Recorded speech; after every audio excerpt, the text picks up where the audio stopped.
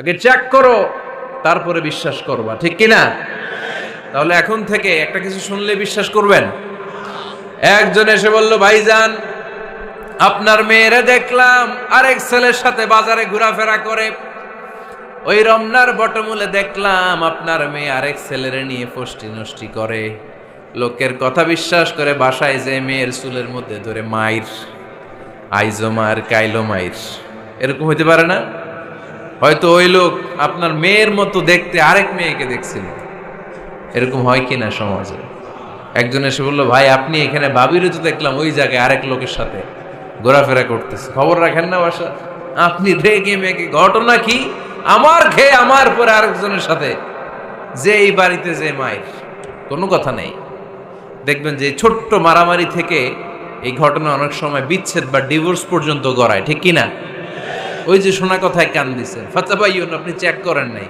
হয়তো আপনার স্ত্রীর মতো দেখতে বা আপনার স্ত্রী যে জামা পরে, যে পোশাক পরে, এরকম পোশাক পরে আরেক নারীকে দেখছে, আপনার বউ না এটা। আপনার মেয়ের ব্যাপারে যে তথ্য দিয়েছে এটা সঠিক নয়, সে আপনার মেয়ের মতো আরেকটা মেয়েকে দেখেছে, এসে আপনার কাছে বলে দিছে, আপনিও বিশ্বাস করছেন। ভেজাল আছে না নাই? এই ভেজালগুলোকে থামানোর জন্য কোরআনে এই বিধানগুলো নাজিল করেছে কে?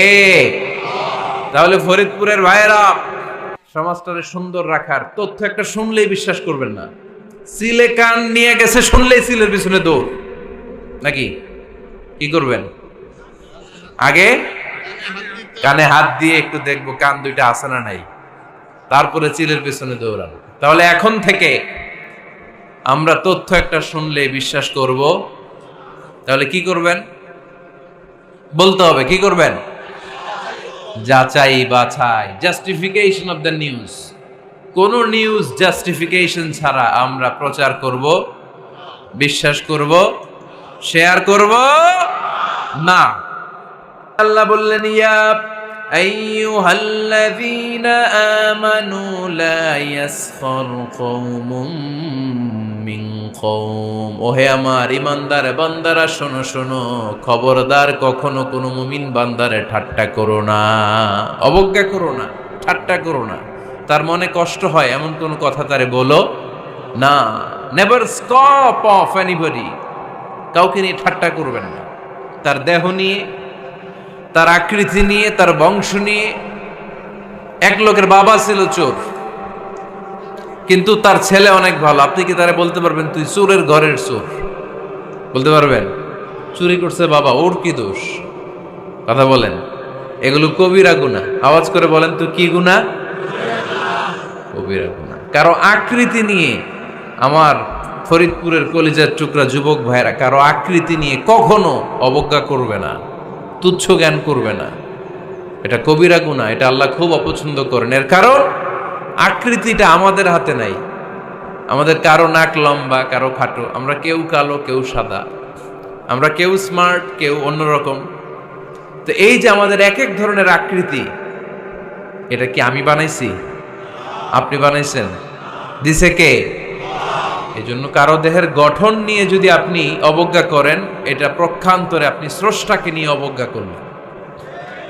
কারো দেহের আকৃতি নিয়ে যদি আপনি তুচ্ছ করেন, তাকে তুচ্ছ করেননি, আমার রবকে আপনি তুচ্ছ করেছেন। চিল্লায় বলেন ঠিক কিনা?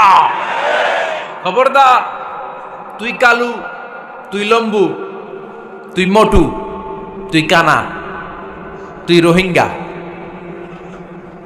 আছে না নাই? ইদানিং এটা খুব চলে। এই রোহিঙ্গা নামটা আছে না? ফরিদপুরে এগুলো ঢুকে নাই না? আমাদের ওইদিকে দেখি কি অবস্থা, কারোর সাথে কেউ লাগলে কই তুই রোহিঙ্গা। কি আশ্চর্য, এই গালি কবে আসলো? হ্যাঁ, অনেক ধরনের গালি। ঢাকায় আর একটা চলে, ফইন্নির ভূত। কি বলে? এই এগুলো আগে শুনি নাই আমরা, রিসেন্ট এগুলো বলা শুরু করছে, ফইন্নির ভূত, রোহিঙ্গা। না, এগুলো বলে আপনি কাউকে অবজ্ঞা করতে পারবেন? পারবেন না। খবরদার, এটা কবিরা গুনাহ, এটা ছোট গুনাহ মনে করবেন না।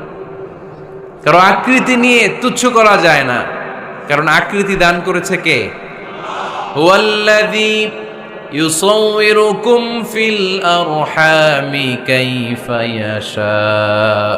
লা ইল্লা হুয়াল আজিজুল হাকীম। তিনি এমন সত্তা যিনি তোমাদের চেহারার অবয়ব দিয়েছেন, তোমাদের আকৃতি দান করেছেন তখন যখন তোমরা মায়ের পেটের ভেতরে ছোট্ট জোকের মতো ছিলা।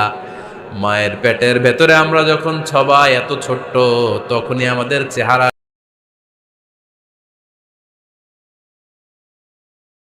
হব, কে মোটা হব কে চিকন হব আমার ইচ্ছা হয়েছে?